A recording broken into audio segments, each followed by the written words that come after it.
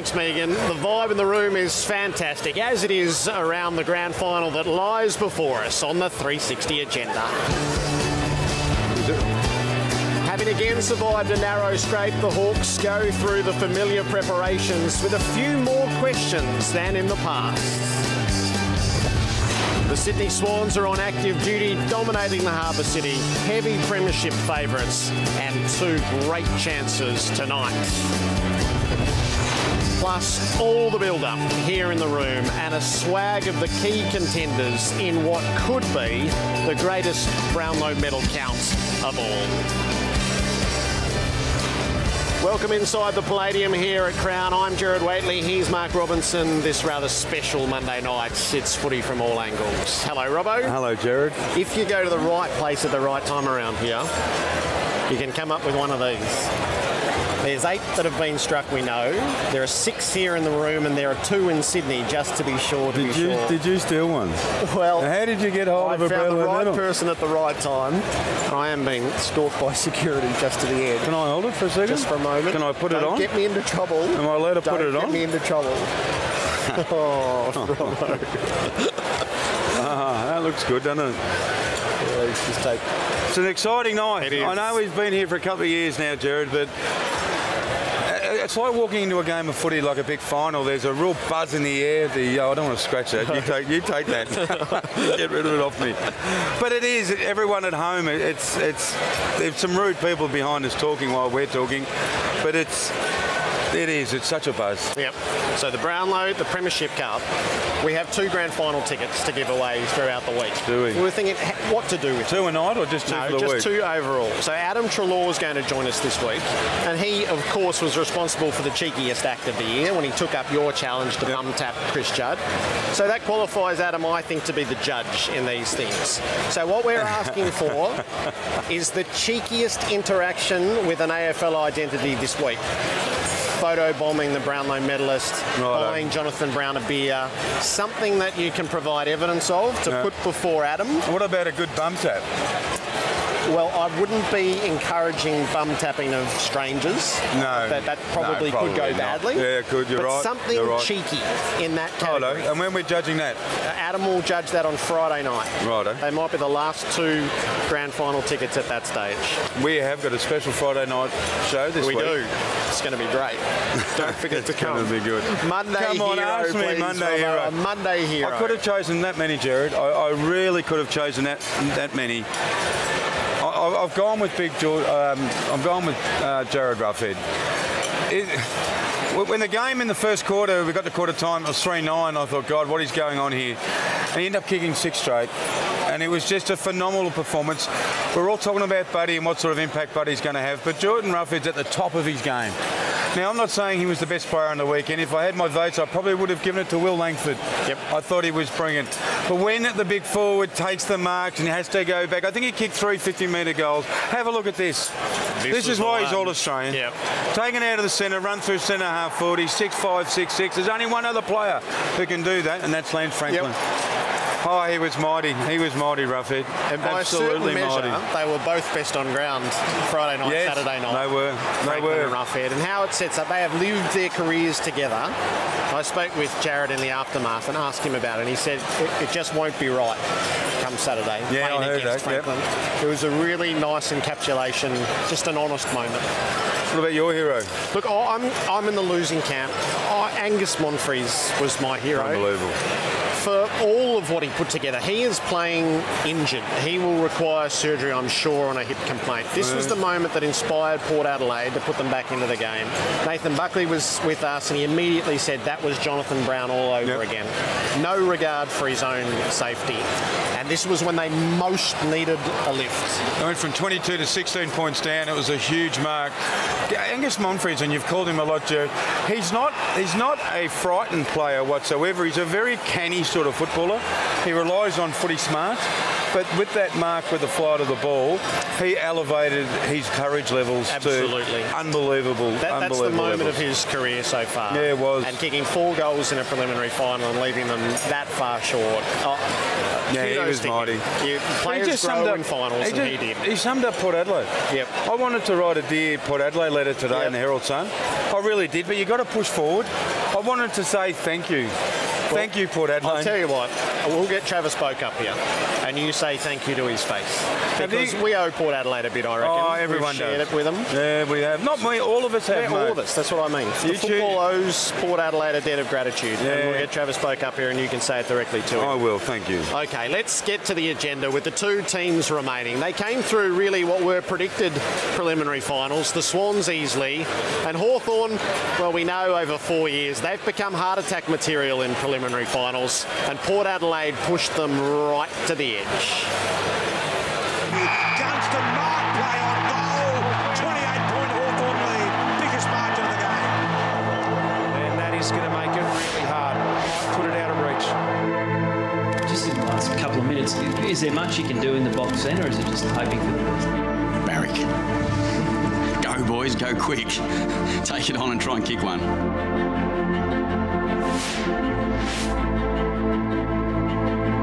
Monfries lines up and he kicks his 3rd goal. Margin 21 points. Yeah, well, look, there's still time. So it's not done with yet. And Port Adelaide refused to dive. They can score quickly. It'd be the greatest comeback of all time, though. He goes with a left foot banana. And he slots it. Oh, there's the first bang. Oh, here we go. The first bang. He's got it. Oh, he's kicked it. He has kicked it. Margin 16 points at the 21-minute mark. The Chad off the outside of the boot. Of course he missed it home. They're back within 16. They're a big chance. The score is a goal. Ball was not touched. It's a goal. Port Adelaide are back within 10 points. Goal! Goal! Port Adelaide! It's a goal! Goal! Jimmy boy! Sausage. Goal! Oh, clear. Margin 10 points. Game on. Unbelievable scenes. Hawthorn have stopped. Port are back within 4 points. There's never ever giving up, and then there's this. This is ridiculous. He's What got the it. bloody hell is this? Port Adelaide trail by 4 points. 4 points the difference. 2 minutes 40 on the clock. Who would have thought? They're going to go. They're Long out. ball, Schultz. Take all the space. Find Monfries is the only man. 10 seconds. He goes in that direction. The mark, Lake. No, but Lake hits the deck. Five. They're home. Gotta get there. They're home. For 3. Here it is. Siren. There it is. The Hawks are through. The Hawks are going to win. There it is. Made the grand final. Holding the ball will it be? No, it's game over. He didn't pay it. Port Adelaide lose by 3 points. They have won. The cold-blooded assassin Slade Manby off on into another grand final. And that's it.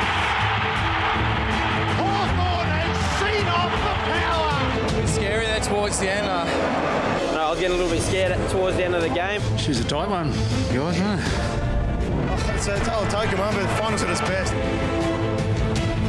Not soon forgotten, it joins that list of preliminary finals which we so recounted last week. One man who lived through it was Jack Gunston. Jack, welcome. Thank you. Life flashing before your eyes as we show it to you again. Yeah, it was a tense finish. Probably 9 minutes out, we're looking pretty good, and we knew Port were going to surge at some stage, and they surged pretty hard, and it went right down to the wire, and it was good to be on the end of it. When did you get worried?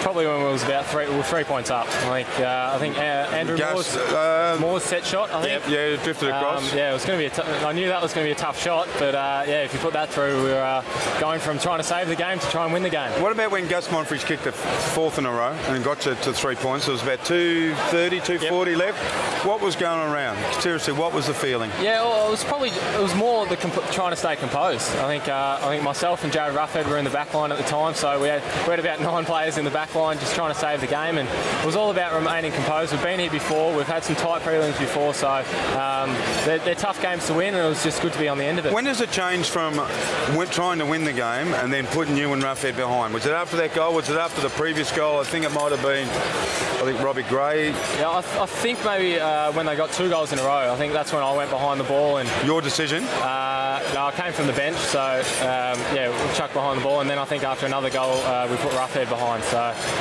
it was a frantic times trying to save the game. Because the prize is a grand final, and so things would usually get lingered on for a while. Does that get dismissed almost straight away as you move and it slips straight into gear for planning for Sydney? Yeah, absolutely. We reviewed it briefly today and went over the areas where we need to improve, and just if we need to save the game again, what we can do better. But you pretty much move on straight away and look forward to the week and start your planning for Sydney tomorrow. When did you start your planning? Was it Sunday? When was review today? Review today. Was it as rigorous as it always is, or is it about, as Jared said, preparation a hell of a lot more than review? No, we reviewed it. We looked at a few areas that we know we need to improve for this week. Can you tell us 1, 2? Clarko's not listening. He's down there somewhere. He's around. It's a lot to do with sort of the hunt and winning, get first hands on the ball, and the way we move the ball, and how we want to move it forward, and not allowing other sides the freedom to move it sort of through the corridor. The last time you played Sydney at the MCG, it was one of the best games of the season, probably the best home and away game of the season. What are your recollections of the night? Yeah, it was a game where it was just surges. I think there was just groups of goals. I think we kicked about 3 or 4, they'd kick a couple, and it was frantic footy and ping pong type football. So they're always great battles, and it's almost like the Geelong games where any team can win when it's going right down to the end. They're always close, and I'm sure this weekend will be no exception. Who did you play on last time? I think I had Richards and Rampy. So when Ruffy decides to go in the midfield, I get the taller opponent. So this is 3 years in a row now. Does it still have that level of excitement about it? Yeah, absolutely. And I think what drives that excitement is the players that missed out last year or the year before, and you get the excitement off them, but also it's what you start the season for. It's what you grind through pre-season, and week in, week out, get your body up to get the wins on the board to put yourself in this position. Why did you cut your hair for, I thought I wanted to look sharp for tonight. Did you really? I don't know how it's looking. It's probably not great, but it looks half like me and a quarter like him. A twofold question on Jordan Lewis. Do you think he's in the count tonight? Yeah, absolutely. I think he's going to be right up there, and he finishes the season really well, and I know he's a favourite son here, so I'm sure there'll be a few people cheering him on, but hopefully a few of us don't take too many votes off him. And given how... We had Jordan all year, and it was great to talk to him. When we watched Jordan play, I reckon it took to about just before the midway part of the season where even we were talking, saying, geez, isn't Lewis really stepping up? And he got to a level, and he didn't come down again. He elevated to the level of probably against the Port Adelaide game was, I think, his best game I've ever seen Lewis play.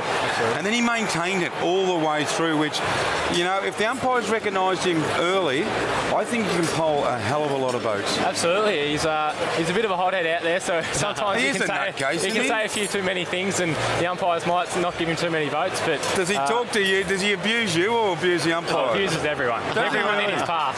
I had to go with someone on Saturday night. Did you see that? I thought, why is he going off his head again? Johnny Segler for not moving the ball on quicker. Yeah, that's always Louis. That's Louis. When you see that he's injured on Saturday and he gets subbed out of the game, and given how influential he's been, is that sort of heart and mouth stuff a little bit? I think, when you see one of your better players go down, it's obviously concerning, but I guess at the time we still got to win the game. We've got a fresh guy on, so we've still got 21 players out there that are fit and firing, but afterwards, it was... He'll play. Looking forward to it this week, yeah. You think he'll play? I think he'll play, yeah. He won't miss a grand final with a call. No, not Louis. He's a tough warrior. Yeah. Imagine if he does miss, he'll be abusing everybody. I'm not getting in his path if he's not playing. He was so influential at this time last year. Good luck with it, and thanks for popping by. No worries, thank you. Gunston with us on AFL 360. Julian De Stoop's working the room for us tonight, and he is with Jordan Lewis. Well, thank you, Jared. Got a member of the Fox Footy family and a man that could win the Brownlow medal tonight, Jordan Lewis. First of all, Jordan, you're here. What's planned for tonight? You putting the leg up, or...? Yeah, there's been rumours floating around that there may be a little cushion underneath the table. I might get a surprise when I get there. How is the league feeling? You were pretty confident yesterday. How's it progressed in the last 24 hours? Yeah, it continues to get better. You know, I was moving around today, which was good. I think the first 48 hours you've really got to be conservative, and after that you start to move it around. So I may look to train tomorrow. If not, I might have a run around Wednesday or Thursday. You've had a fantastic year, All-Australian selection. Do you give yourself a sneaky chance tonight? No, not at all. I think you've got to be realistic when you come to these sort of events. You know, there's been players like Selwood and these sort of guys who have probably had a slow start to the year, whereas those guys have, you know, been consistent all year. And listen, I think, you know, it's a pretty open race this year. It could be one of 6 guys. I believe the training's going all right, the footy's going all right, but might have to miss a few dancing lessons this week. Yeah, it's funny. It depends who asked me about the league. You ask me, I say it's good, but my fiancée asked me, I say it's no good, so I can't do our dancing lessons this week, so it's worked in well. And just going back to the Brownlow chances, a bit of a yap on the field might not help either? Yeah, I don't think it helps anyone. Sometimes you get caught up in the moment, Jules. And how are you feeling about the weekend? Obviously exciting to be back there again. You've done it a few times now, but does it get more relaxing the more you do it?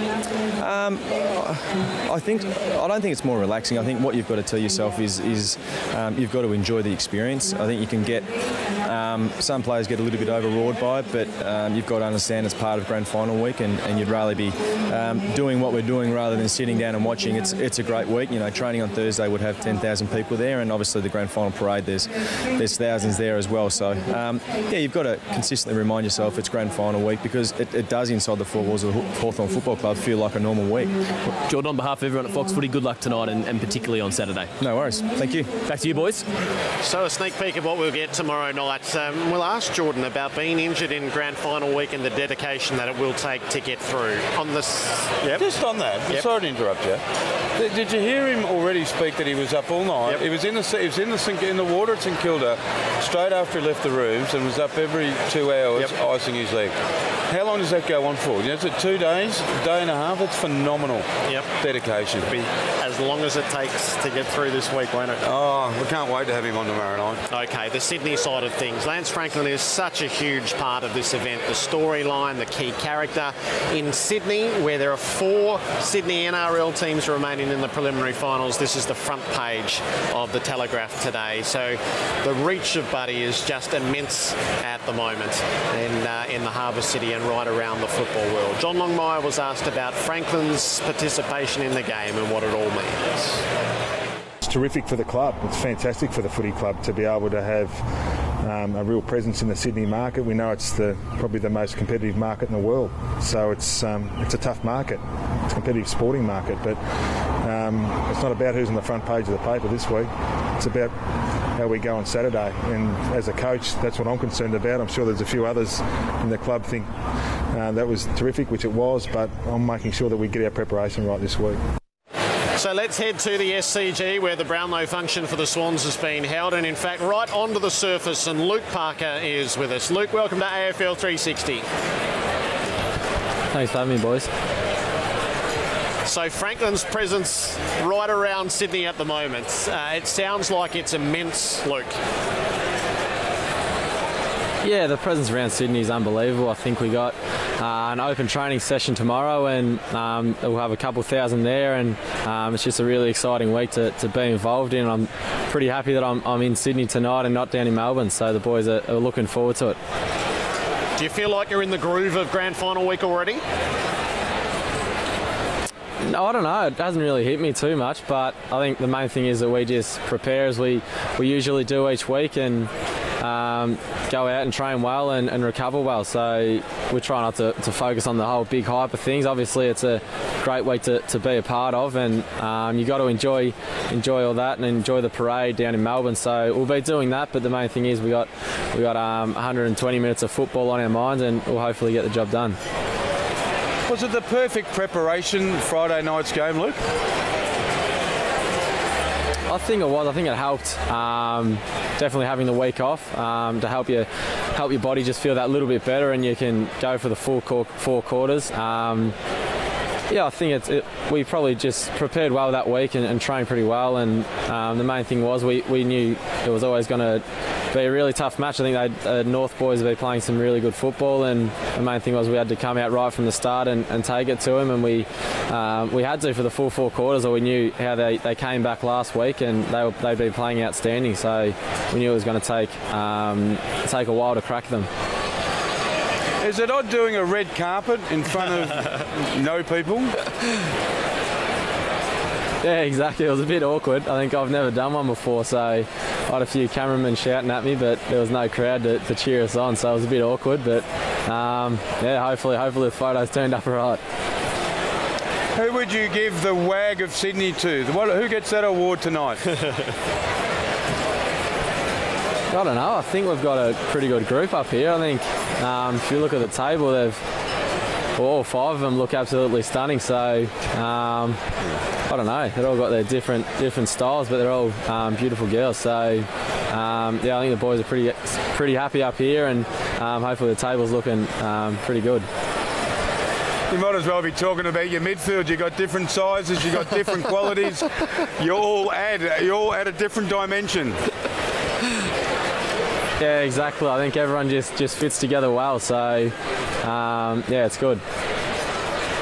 I need to ask you about a couple of the young fellas who I thought were outstanding on the weekend, and it's pretty hard to get a game in this really super talented Sydney team. And Jake Lloyd, Cunningham, 2 players who have gone in the midfield and doing roles for you. How important have they been for you? Those 2 boys definitely have been outstanding this year. I think Lloydie's came in, and I think he's probably played 15 or so games, and just his composure once he gets the ball. I think his first game, I've never seen someone really that composed in their first game, and he just absorbs the pressure, and you know when he gets the ball, it's just he's going to take the safe option. And then Harry Cunningham, he only played a handful of games last year, and this year he's been amazing for us. It's such a big role, I think, that goes underrated, the tagging role, and he's been a massive reason for our success. Do you think, Luke, there could be a Brownlow medalist in your midst tonight, either Josh Kennedy or Lance Franklin? Yeah, I hope so. I think it'd make the night a bit more exciting if we had a few boys to cheer on, so I'm hoping those two are up there. What about yourself, Luke? I've had 100 each way on you at about 60s. Am I a chance? I think you've just thrown some money down the drain there, mate, but hopefully I poll a few votes and not too embarrassing. I'm just happy to get a free feed up here, so it's all good. It's not my fault if I lose, it's your fault. Why didn't you play better? Sorry, mate. I've got too many guns in the side. It's too hard to compete with them all. You're all right, Luke. Thanks a lot, and good luck for the week. No worries. Thanks, boys. Luke Parker with us at the SCG. All right. He's not without a chance, mate. I'm telling you. Okay. He'll poll well. During the night, you look across at me, and I'll be going like this. Have you had a sneaky? It's the red Cadeau money from last time around. I want to be part of the action this time. Doubt. Hey, well, let's switch gears to the Brownlow, and Julian De Stupers with the medal favourite, Joel Selwood. Well, thank you, Jared. Joined by 2 cats here, one that's favourite to win tonight and one that's hoping to get some votes himself. We'll start with Joel. Joel, second last year, you're the favourite tonight. How do you feel coming in when you are the favourite? I actually feel pretty good. I had a nice sleep this afternoon. Got locked in my room. My little brother took the room key and wasn't able to get out of there for a while. So I feel good. What will be, and just come here to enjoy the night. So close last year, coming second to Gary. Do you think Gary can win it again? Yeah, I do, which just sounds amazing. I mean, missing those games, and if he does, I mean, he deserves it so much too. A 3-time Brownlow medalist, I think that sits pretty good with everyone. How do you rate your season overall? I think we're all surprised you didn't finish top 6 in the MVP, but how have you rated it? I mean, it was pretty inconsistent, a bit like the Cats itself. I mean, when we played well, we played really well, but then when I didn't, we just got the job done. So would have liked to be more consistent. I didn't train for a lot there, but yeah, season's done. And what would it mean if you did win tonight? Oh, I think I get more out of it seeing the people around me, the teammates, all the people that help you during the younger years, that you see the smile on their face and you just hope to make them proud. And Harry, I'm sure Joel will be a very popular winner, not just amongst Geelong fans, but all football fans. Oh, for sure. Look, he's been inspirational all season for us. We love him down at the Cats, and I really hope he gets to win a Brownlow, whether it be this year or in the years in the future. What about your old mate Gary? He's missed a lot of games. Do you still think he's capable of winning it? Yeah, he started the year so well. He's going to be hard to chase down, but look, hopefully the bloke standing next to your left can do it. What about yourself? Pretty tough for backmen to get votes these days. Expecting a few tonight? No, not many at all, actually. I've actually come as one of Joel's dates, so just here for moral support. So do you give him a kiss if you win the Brownlow? Maybe. I don't know what I'll do, but it might not have to come to that. But he'll get really hot late in the year. Let's look out. So, guys, thanks for your time. Good luck tonight, Joel. Enjoy the night. Harry, Jared, back to you. When Selzy met Harry.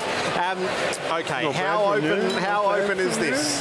Have a look at the media awards and how they've fallen, and this gives you a real picture of how many chances there could be in this Brownlow medal count tonight. So the Sunday Footy Show, Scott Pendlebury, the Herald Sun, these are the 3-2-1s from here. Selwood with 26 votes, Fox Footy, Kennedy with 26, SEN Kennedy with 25, the ABC Heppel with 21, 3AW Selwood with 21, Champion Data Selwood with 25, and Fife is tied with him, and he obviously can't win the medal. It's as good a spread, I think, as we've seen, and behind all of those is the rest of the names are so close. I mean, we had 7 players within 3 votes. Yeah, we might have, and I don't care. I like multiple winners. The more players who are recognised, Derek, to me, the better. So in 30, 50 years' time, I won't be 50 years' time, what am I talking about? Could be only 10 years. But in 10 years' time, when I'm looking back, I could say, I saw that bloke, and he was a gun footballer, and he richly deserved. Now, I've had 2 bets on the Brownlow. Right. Luke Parker. And I've just found out in the ad break that me and you have punted on the same player. We have. Travis Boak. We're on Travis Boak. At 41. Juicy. Oh, it's juicy. Okay. I'm going to ask Travis when he comes on. I'm going to argue him as well. Like the key chances. So Selwood, last year he polled 27 votes behind Ablett with 28. I don't think he'll get to 27 this year. No. To my eye, he's got 10 games that he'll poll in. He's going to poll early and he's going to poll late, and he'll do nothing in the middle. Yeah, not a lot. He was injured, he went forward. He kicked a couple of goals when he went forward, but I don't know if that's going to be enough, but the umpires certainly love him. Gary Ablett. He plays in a way that you've got to love him, mate. You've got to love him. I always think the runner-up from the year before, when he's especially a popular figure, he's right on notice. He's in the frame for this year in the way that he'll pick up his notes along the way. Starting to liven up here, Jared. Yes, Gary Ablett. Okay, my personal feeling is the winner will poll between 22 and 24 votes tonight, so it's going to be a low count, but I've got Ablett maxing out at 21. Can he get into the 22 to 24 bracket? Oh, yeah, no doubt he can. No doubt he can. He can rip off 9 8-3s. He can. 9 maybe's too much, but certainly 8. If Gary won it, I wouldn't be disappointed. Unless Parker and Boak come second and third. It'd be really good. But Gary Ablett, in our midst again as a 3-time Brownlow medalist, I think that I'd be wrapped for him. I really would be. Do I think he can? I don't know. I really don't. I wonder what his expectations are. They'll be different to the years that he's come and won and come and been disappointed. He does. Let's find out. He's with Julian Distu.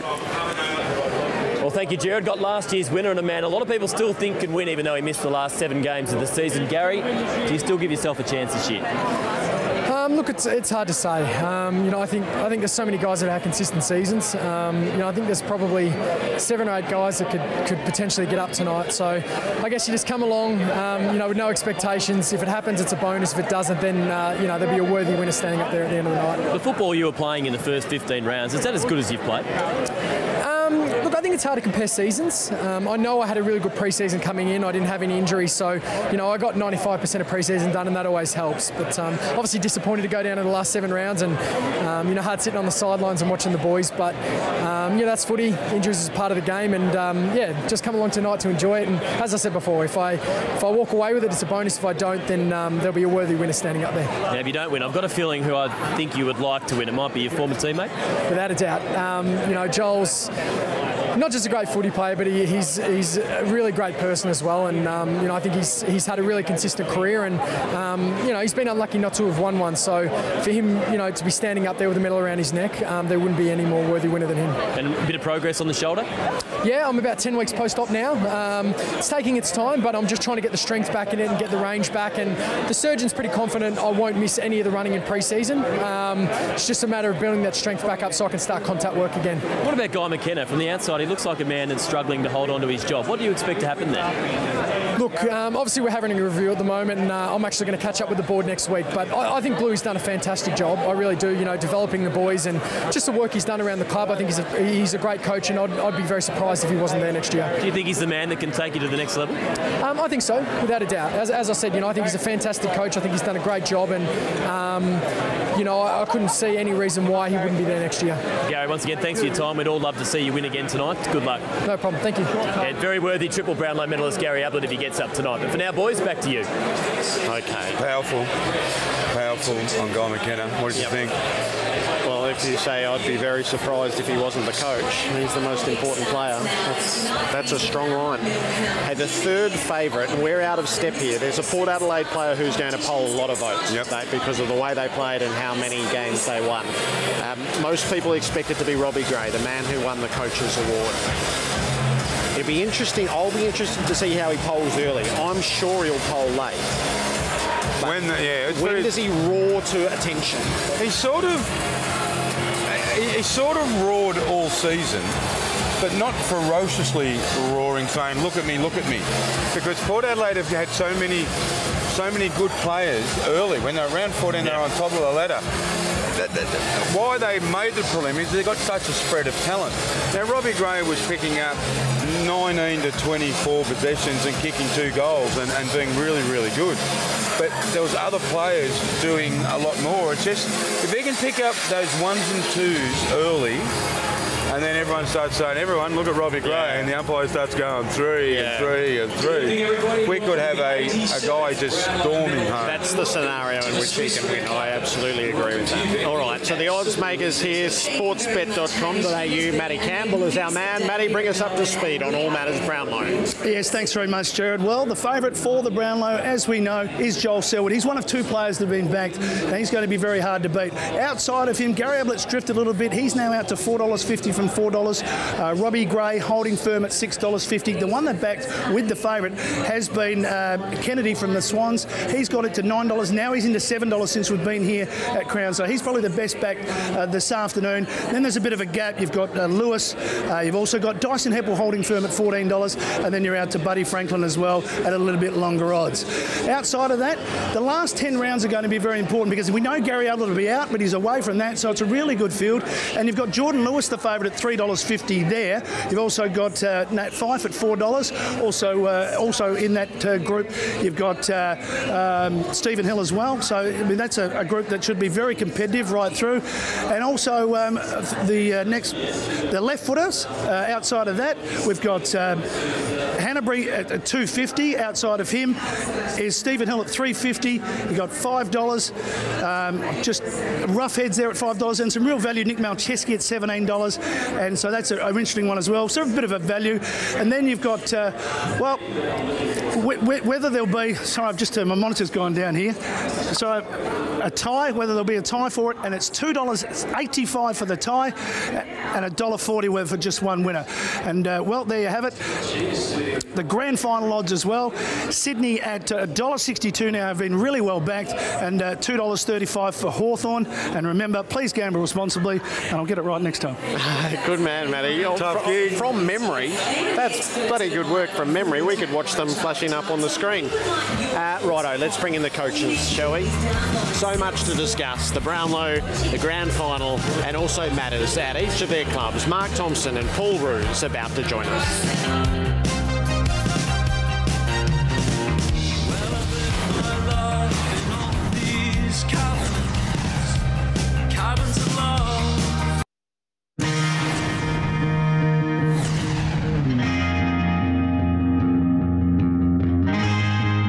Very crowded, so he's going to go long and deep to the top of the square. Oh! Hangs it in the air, top of the square. Oh, mighty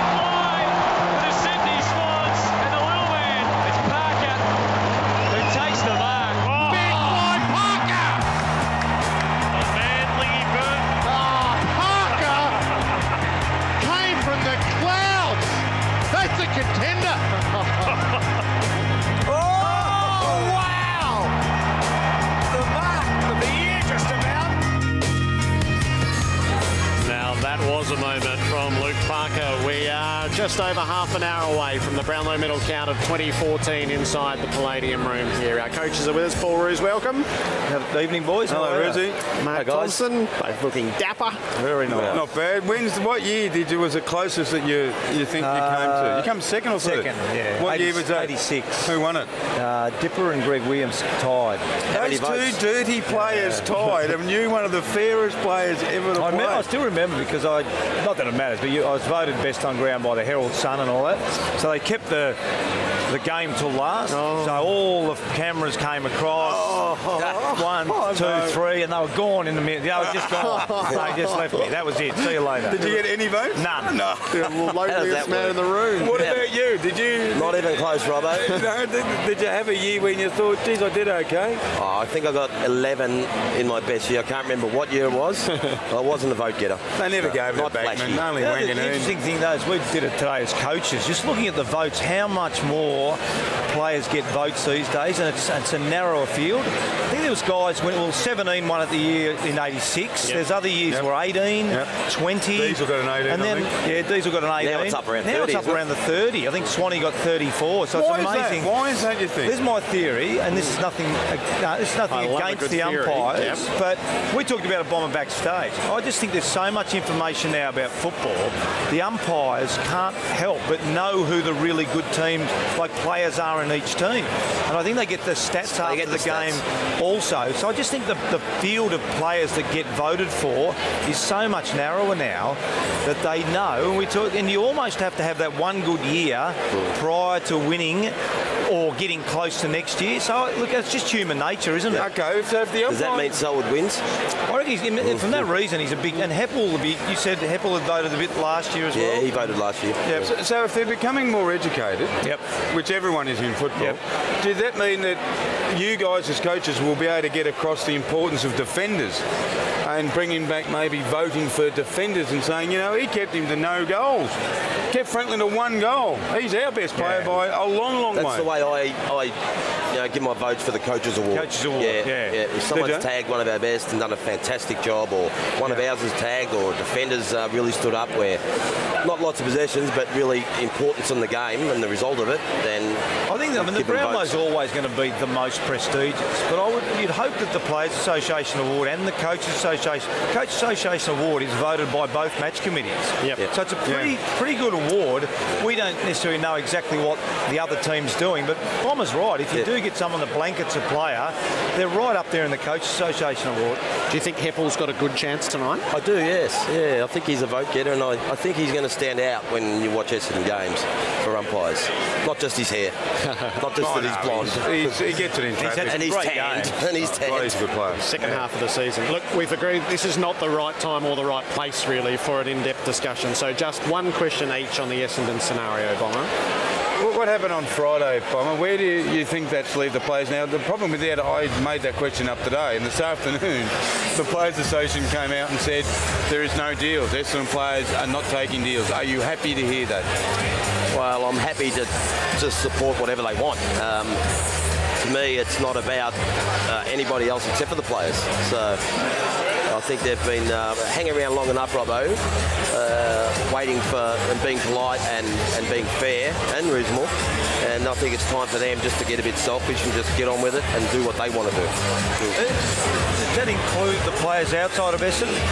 No, that come from the Players Association. So I presume it must be all players. Because they would have had to canvass all players. They can't just canvass the Essendon players. They've got to, for example, talk to Angus Monfries and Stu Cameri and all others. So none of them are broken ranks, or they're not letting them, or what? No, the understanding today with the release from the Players Association that there was no breaking of ranks. The second question is a personal question: is if required, if necessary, would you be prepared to coach Essendon again next year? It's a hypothetical, Jared. You know that. Very much so. I did it this year, and again, it would have to be something that I'd have to weigh up and really make a decision on, because it was a one-year job, and I've done the year. I'm very happily hand it back to James. Okay, I need the extension. At any stage on AFL 360, off camera, camera, did you ask him about Simon Goodwin?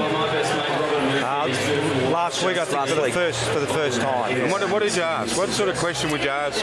By that stage, I was pretty committed. I said, Bomber, we just had a quick conversation. What do you think? And just big tick of approval. That was pretty short conversation. Yeah, it was very short, and I did support him. I think he's fantastic, and I think it's great that he's gone to Melbourne and work under Ruzi and learn a few more skills. Well, what do you see in him that you're confident he will be a pretty good senior coach? I've seen him grow and change in the role as an assistant coach to the point where he could almost run the program from week to week, and it's just now the real hands-on experience of game day. I reckon that's all he needs. What about the relationships? How important is the relationships with players?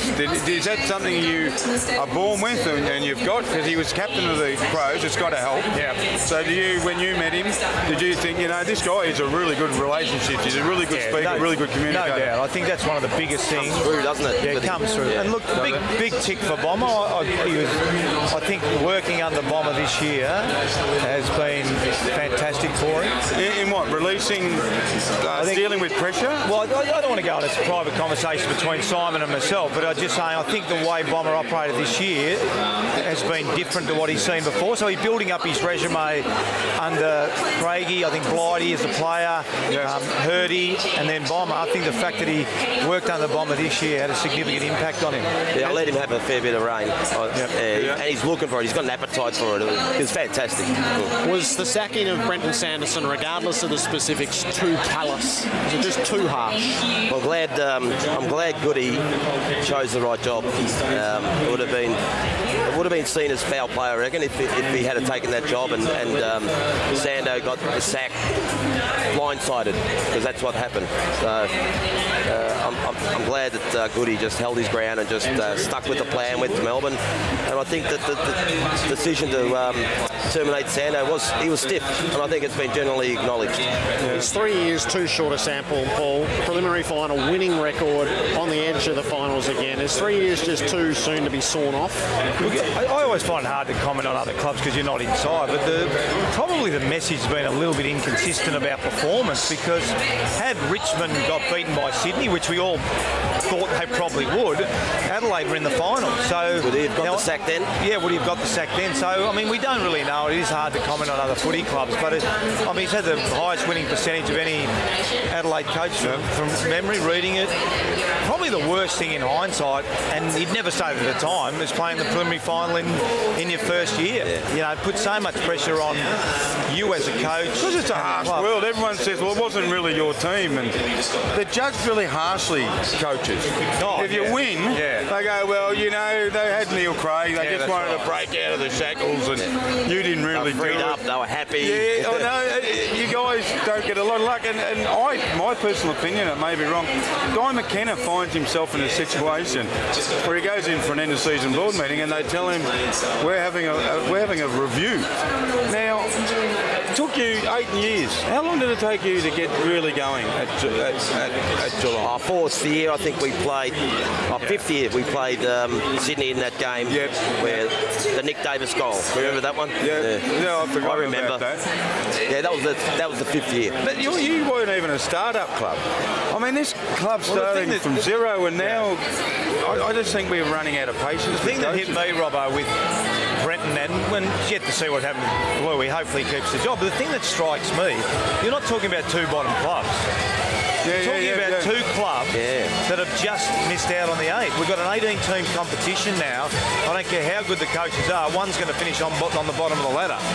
So you're talking about two teams, not 18, 17, 16, that have just missed out on the finals. So you went through a review, Bomber. One of the outcomes has to be, if it's genuine, that Louis keeps his job, does it not? There has to be a possible of a positive outcome. Just wonder, the big thing in clubs, I reckon, is that boards should have a criteria that they have, the coach has to meet. It shouldn't be just on wins and losses. The wins and losses, and it shouldn't be making those decisions at pressure times at the end of the year after they just missed out in finals. It should be a process. Oh, this is what you're working on. Did you do that? Did you do that? Did you do that? And if you tick enough boxes, he should keep his job. You can't tick them all, can you? You're not all geniuses. No. I said one team's going to win the premiership this Saturday, and one team's going to finish on the bottom of the ladder. The fact that Gary went down, that could be it. That wasn't because of the training program, it was because there was an accident. Are you excited by this grand final? Two best teams are playing in it, despite Port's great effort on the weekend. And in the end, they could have very nearly got up. But, I mean, Hawthorn have had a history of that in prelims, haven't they? They just got over the line. And they can't be lucky 3 times. No. They can't be lucky. I think the two best teams are playing in the grand final. That lucky, that prelim, mate, they are games, aren't they? Yeah. Hawthorn took the foot off the pedal. They stopped There was playing. a key moment. Segler missed Hill inside 50 with about a 15-minute easy kick. And went down the other end. And you just sensed at that moment that Port was still in the game. If that hits the target, Hill goes back. Hawthorn could very well have gone on 1 by 50 points. Sorry, mate. You just have to love Port Adelaide, the fact that when they are behind in the biggest games of their lives, they can still manufacture the discipline to keep playing. They are just... Righto, would you guys talk to your players about Port Adelaide in a sense, saying, look, when it gets hard, there's a couple of things you can do. You can lay down and fall away, or you can do what this team does, because this team has revitalised football in a lot of ways. I don't say I didn't like Geelong or I don't like Hawthorn. They play a brand of football which is just, it is scintillating. And you're watching, you go, wow, did you see that? Did you see that? You guys probably don't think that, lad. No, I do. You do. The season finishes, you do. Not during the season, but I went Saturday and watched the game, and I think the thing that stands out, Bomber, is they don't have any poor players, Port. Like, they're a very... No, they're contributors everywhere. They're contributors everywhere. They've got 22 really good AFL players. They've got the stars as well, but they're clearly fit, naturally fit, because you can't do those... I mean, Burjo's done a terrific job, and I know Darren and Kenny's done a terrific job, but the players are naturally fit players, and they've got a natural competitiveness that is very hard to teach. Yeah. They've got it, haven't they? Yeah. Just in a word, Sydney or Hawthorn? I think Sydney are the most talented team, so I'd just go for Sydney on that basis, but only just. Yeah, I'm the same. I think it's going to be a great game. Two best sides, really they are, and Sydney, best team all year. Buddy is going to feel horrible, isn't he? Oh, he's going to feel great too at times, I reckon. Take this back to your place. We'll have a round of poker in the shed. What do you reckon? You play poker? Yeah, it's not bad. Yeah, you'll be in. Yeah, I'm into poker. We'll impose on you once more. See you next Monday to wrap up the grand final. Great to have you as part of it again. Okay, on AFL 360 this week, we're going to celebrate grand final week in style. Tomorrow night, Bob and Geordie, as you'd expect. McClure and King on Wednesday night, plus Lenny Hayes in the studio as well. Thursday night, John Longemeyer will come from the plane to come to the studio, the Rascal of the Year.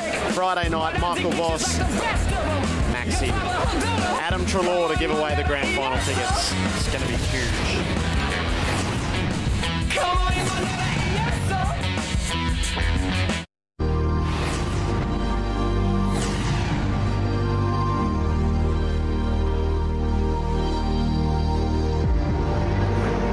We didn't execute what we wanted to the best of our ability, but you know, there's a suspicion that even if we did, we were outclassed. 2 seconds. Oh, I thought he was going to play home the ball. Hawthorn have made the grand final. Hawthorn have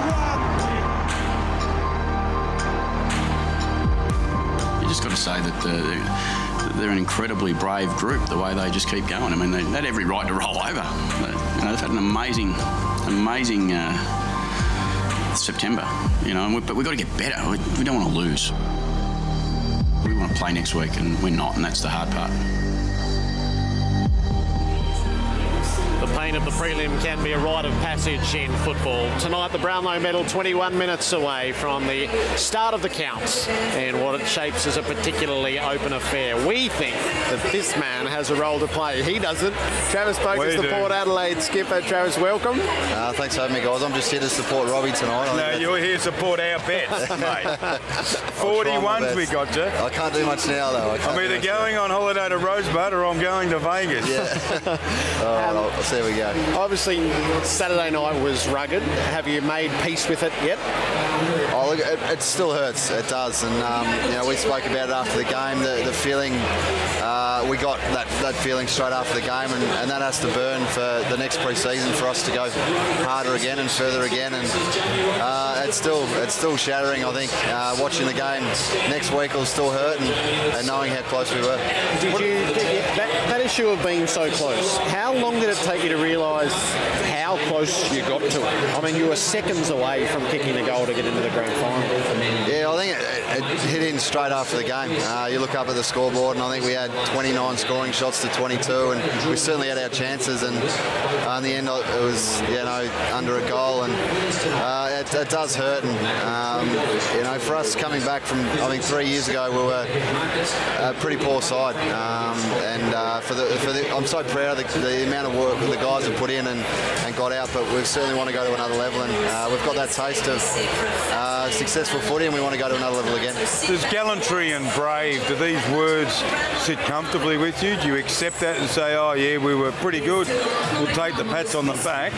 Or do you have a pretty vigorous look at yourself and say, it's not good enough? Yeah, brave's certainly not the word that we're comfortable with in the way we finished up. I think we're pretty disappointed in aspects of the game that we should have been better at, and it's certainly not good enough for our group, and we expect to go further, and that's the way we're going to look at it again this pre-season, and that's the way we have to. We've got to improve. Hawthorn and Sydney are the two best sides in the competition, and we need to go to that level, and we saw on the weekend we weren't up to that standard, and we need to go to another level. When did it dawn on you that the first quarter misses and the last quarter misses, but when did it first dawn on you that they could take a heavy toll? Yeah, look, you try not to think about it in the game. I guess if you do think about the scoring shots during the game, you're not focusing on what you need to do in those moments. And it wasn't until after the game you look at the scoreboard and we have 29 scoring shots, I think, to 22, and you think, wow, we really didn't make the most of our opportunities in a final, in a big final. You've got to make the most of those opportunities. There's one positive, and it's a stretch. It was a group loss. Like, we've had Cameron Mooney sit with us, Jared, and talk about kicking those behinds either side of half-time in the grand final, and he felt that he was the person who lost the game. Yep. This is a team effort for losing, because everyone made mistakes. Everyone, 9-10 players kicked points. There's no one out there by himself feeling that real pain. Yeah, exactly right, and that's what Ken spoke about straight after the game. I think he went straight up to Morey. I think Morey was pretty shattered. I think his fault. He had the last shot of goal, and I mean, he was pretty much in the grandstand. It wasn't the easiest kick, and but that's what you expect from players. They're gutted. They want to make sure you get the win, and it certainly was a group effort. There was aspects in the game we didn't do well, and that's what cost us in the end. Before Jared asked you about the Brownlow, I want to be really serious here, and this is from me and Jared and everyone else watching this telecast tonight. Thank you for bringing such an exciting brand of football to the AFL competition. You don't know what it's like as your captain and you're proud of your team. You turn on the Port Adelaide and they're playing a game of football against a poor performing team or a really good performing team. You play a brand of football that makes you watch the game. And I'm not being lied, I'm not just saying it here, it is fantastic to watch. You play football in its purest, exciting best, and you're ferocious at the man, and you're ferocious in attack, and Kenny's brilliant, and Adelaide stadium is fantastic. You've brought such pleasure, is the word. You've brought a great pleasure to AFL footy. Oh, we certainly enjoy it, and thank you for those words. I think Kenny's come in, and that's been his message straight from the start. Is we want to be a ruthless team, we want to be a hard team, and that's what finals footy's about, and the big games are about. But we want to make it exciting, we want to make it enjoyable, and that's the way footy. I mean, you grow up and you go out there and you want to enjoy footy, and sometimes in the AFL you forget about that. You forget about the enjoyment of just going out there with your mates and taking the game on and being brave, and that's certainly what Ken's brought back. And we go out to training every day, and we just love it. We want to be ruthless, we want to be hard on each other, but we just take the game on and we enjoy it, and that's what's been fantastic to be a part of. That's a perfect note on which to finish it. So good luck with all your endeavours. Really good luck tonight. Thank you very much. Every vote will be cheering for you. Travis Boak with us on AFL 360. Tomorrow night it's Players' Night. Bob Murphy, there's a real edge to this though with Jordan Lewis and his battles this grand final week. On the couch, John Longmire with the insights into the Swans, and then open mic rounds out Tuesday night, the special with Renee Kink, a September Goliath.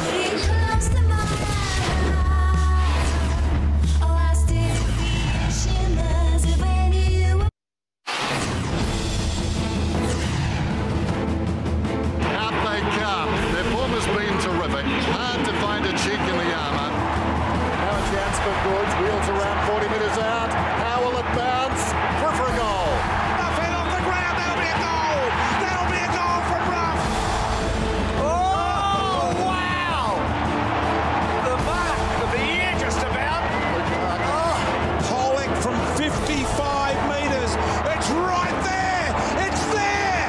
I think it's a goal. The score is a goal. It is a goal.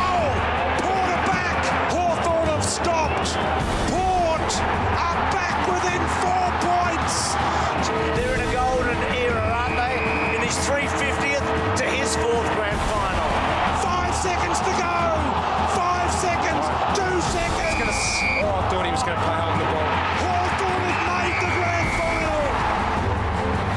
The action was just so good. The rest of the issues now, and again, we won't go into the depth that we normally would. We're on the Hungry Jacks 360 seconds clock. Question 1, Robbo, should James Hird remain Essendon coach? No, you can answer that one tonight. Not now.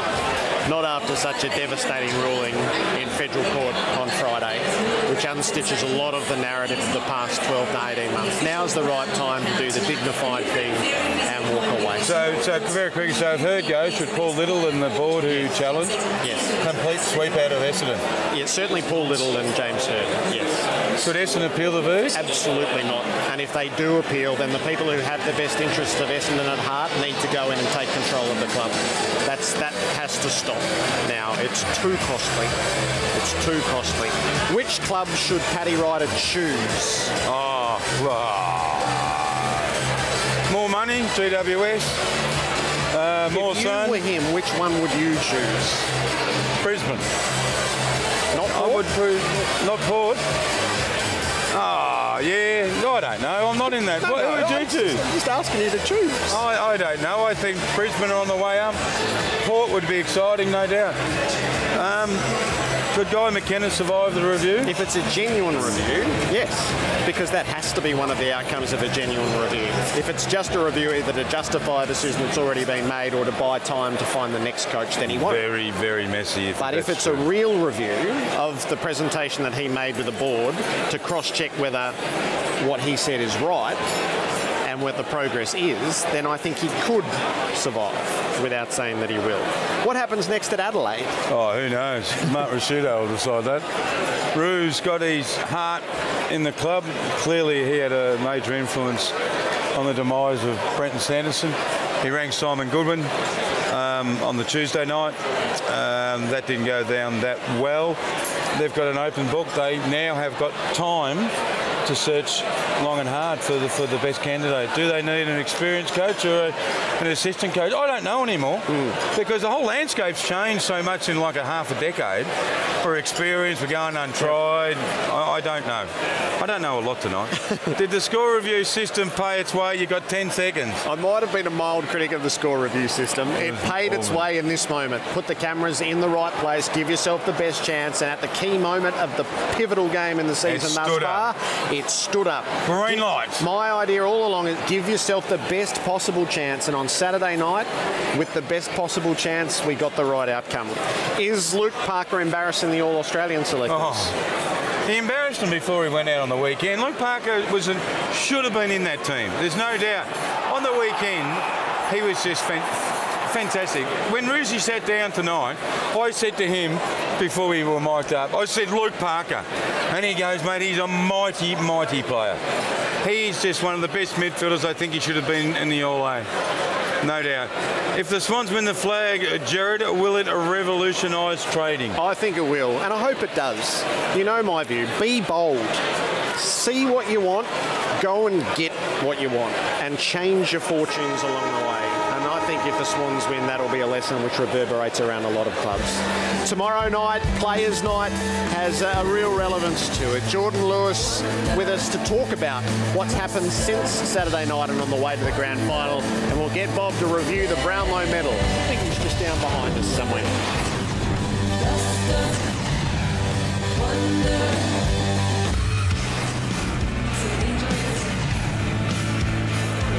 It's the highest individual award that the game has to offer, and there is a group of stars in a hotly contested count. That's what's expected tonight. Selwood and Franklin, Gray and Ablett. Could he win it for a third time? Jordan Lewis, who carries plenty of goodwill, and Josh Kennedy, who dominated portions of the season. How many of them might win it? Not only who might win it, that is one of the expectations as we've gathered here at Crown tonight. 3.5 minutes away from the start of the Brownlow medal count, Robbo. It's time for our Brownlow forecast. What is your sure thing? Alex Davis will be the best dressed. Alex is... She's the partner or wife of Scott Pendlebury. She's faultless, Jared. She is faultless. And there's another partner, Mark Murphy's partner. I think her name's Jessie Haberman. She's faultless as well. Two beautiful young ladies. I rode the lift with Alex Davis as she was heading down to the red carpet. It's like sort of following the footballers up the race before they burst onto the scene. I bet you no one noticed you, Jared. No one was looking at me, What's Robbo. your thing? I'm sticking with our theme. Oh, Trav. Boak to outpole Gray 41. at Port Adelaide. That's what we're having a crack at. So he was $4 to outpole Gray at Port. So just a little narrow focus as well. Have you told your wife how much you're betting tonight? No, don't start that. Most at stake. Most at stake. Mine's Gaz. Yep. Triple Brownlow. Yeah, we were talking about the triple Brownlow medalist all the way through to around 15. And just inside of me, I reckon there's a little bit of me still hoping he wins it. Yeah. Well, that was what you wrote straight as soon as we knew he was out for the rest of the season. You wrote that we felt a bit shortchanged. I think he deserves to join Bob Skilton and Stewie and Hayden Bunton and Dick Reynolds and go down the history. And we saw it all. Yep. We saw every kick from a small forward pocket to the greatest midfielder in the game. I think he'd be a really, really romantic winner. Okay. Mine is Heppel at halfway. Heppel will have an extraordinary second half to this count. He was $10 to poll the most in the last 10 rounds. He'll poll the most in the last 10 rounds. Will he be 7, 8, 9, 10 at halfway? If he's 10 at halfway, he'll win the medal. Have you got money on him too? Yes or no? Doomsday scenario. You have? How much did you outlay? Tell everyone you got Vices. Doomsday. Mine, Tommy Rockcliffe polls the most votes and can't win. Young fella from Brisbane. He's trying to be a leader in a growing team, and he stood up. And if he wins and gets taken off him, it'll hurt him.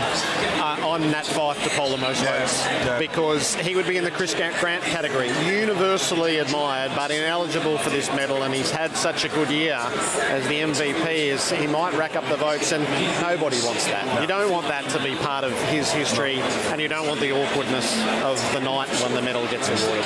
So hopefully no doomsdays. No. Is that the end of the show? That is it. We head down to the table. Don't you drink too much tonight? No. Okay. I know what you did last year. We'll share our stories tomorrow night. So that's AFL 360. Next on Fox Footy, the Brownlow medal of 2014.